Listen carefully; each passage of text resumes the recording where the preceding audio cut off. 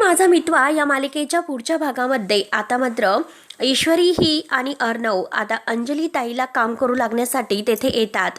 आता मात्र एक बाई पाणी भरत असताना अंजलीला खूप त्रास देते। जेव्हा एक बाई तिची विचारपूस करत असते, तुला कितवा महिना आहे आणि तू मोठ्या घरातील वाटते आणि तू इथे शेजारी राहायला आलेली आहे का? आता अंजली म्हणते की हो हो आणि मला 8वा महिना आहे। आणि तेवढ्यात अर्णव आणि ईश्वरी तेथे येतात। तर ती दुसरी एक जाडी बाई आहे, तर ती मात्र अंजलीला अगदी हिसकावून पुढे जाते आणि पाणी भरायला घेते।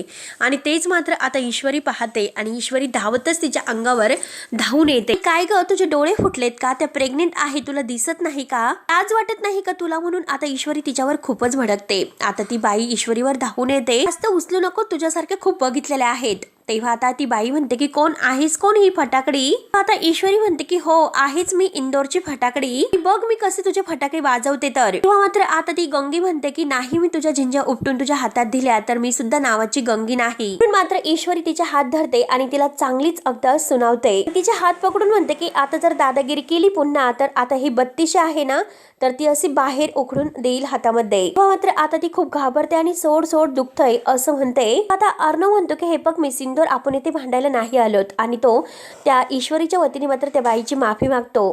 अर्णव तिला सॉरी म्हण असं म्हणत असतो, तर ईश्वरी म्हणते की मी आणि सॉरी नाही म्हणू शकत, तुला तर सॉरी म्हणेल माझी ज्योती, मी नाही म्हणू शकत। माझ्या समोर तुझी दादागिरी नाही चालणार, बघतेस मी तू कशी आमच्या अंजली ताईला कळशी भरून देत नाही ते। हो बाजूला म्हणून आता लगेच ती बातीला बाजूला काढते आणि अंजलीची कळशी भरून घेते। आता ईश्वरीने मात्र आता अंजलीला खूप मदत केली आहे आणि अंजली ईश्वरीकडे बघून खूप खुशून हसत असते।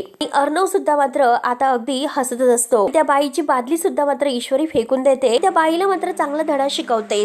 आणि तेव्हा आता अर्णव आणि ईश्वरी मात्र आता जेव्हा रूम मध्ये झोपलेले आहेत, तर आता ईश्वरीसाठी अर्णव छान अशी अंगाई घालतो आणि दोघं तर एकत्र झोपतात। तेव्हा आता मित्रांनो, पुढे नक्की काय होतं हे बघण्यासाठी आपल्या चॅनलला नक्की सबस्क्राईब करत राहा। धन्यवाद।